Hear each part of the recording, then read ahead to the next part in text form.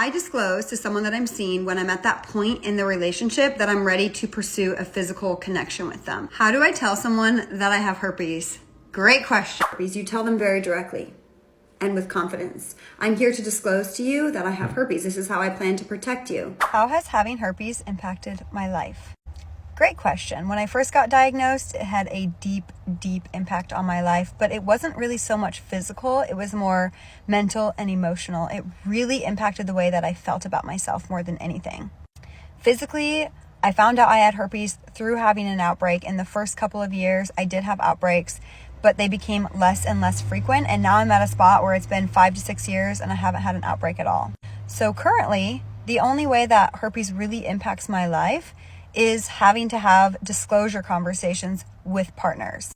But that is because I have done a ton of work to overcome the mental and emotional components that come with having herpes and really work to reclaim my power back, to take ownership of the fact that I have herpes and to no longer allow it to control the way that I feel about myself or the way that I live my life. Because of the fact that you have herpes, then they were never for you. And that is an opportunity to thank the universe for protecting you from this person that was not for you before you were intimate with them. Because us girlies, once we are intimate with somebody, something goes off in our brain and it causes some attachment, okay?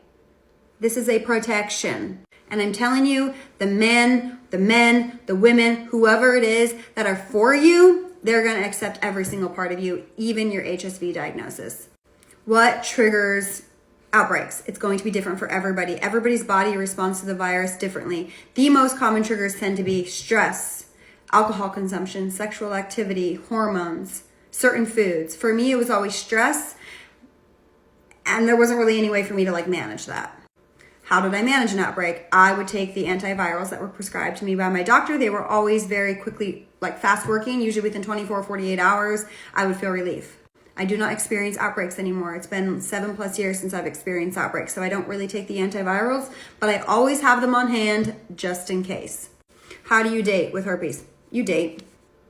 You show up confidently. You go out there and be a bad bitch just as you would even if you didn't have herpes. Having herpes does not change anything about your desirability or anything about your worth. It is simply the fact that you have a virus in your system now that you now have to disclose to people. That's it. A huge portion of the population has herpes. If you are afraid of rejection and you decide not to put yourself out there, well then I feel sorry for you. I am sad for you. Because if you are choosing not to live your life in the way that you want to because you are afraid of rejection, that's a depressing thing. Be brave. Put yourself out there. You might experience rejection. I can't guarantee that you won't, but I promise you won't experience rejection from the right people. Let me know what other questions you have in the comments. And I love you all. And you're hot. And you're worthy. And you're desirable. And having herpes does not change anything about you. Okay? Talking about STI and herpes in specific, it might be a hard situation or talk to have to, but she made this conversation so much easier and clear to have with your partner. So she starts to, okay, we have to approach this problem. How can we do this? What's the easiest way and simple and clear for me to say this to the person that I like or that I want to get involved with without that person being scared or, some people might overreact or getting this in the wrong way.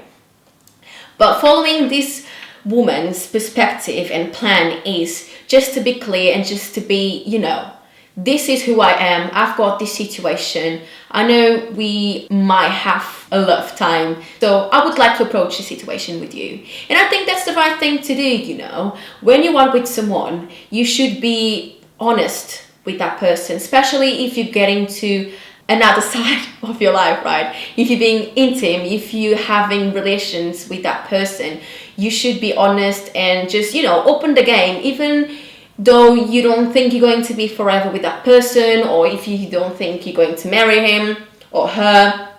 I think you just should be open and be honest and tell them if you have a problem, either in a relationship, emotionally or physically, or if you have a problem, which is in this case an STI.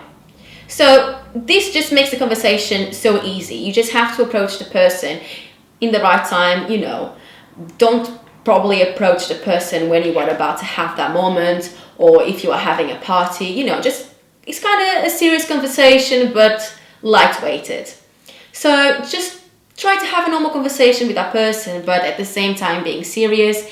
And the more information that you have to give, like the more that you know about medication and how your body reacts, and even about the disease itself, I think information is the key, right? And if you're explaining to the person how that disease makes you feel, how does that transmit, and how can you stop like preventing contamination, I think that probably makes the other person feel more comfortable, and just to know more about that and just make that person more comfortable. And then they might need their space, which is important to give someone space when they need, but at least they know and they can make their judgment out of that.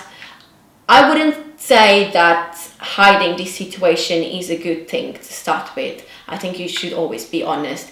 For more hard it could be, you can make it seem simple and easier, not giving less importance to STIs, but if you are honest and you just explain things clearly, the other person might be, oh, do you know what, like if we do this and that way, we can prevent things, so, and then we can have a normal life. So yeah, I'm good with that, and that person is good with it as well. Thanks for watching StoryTrender. Don't forget to like and follow.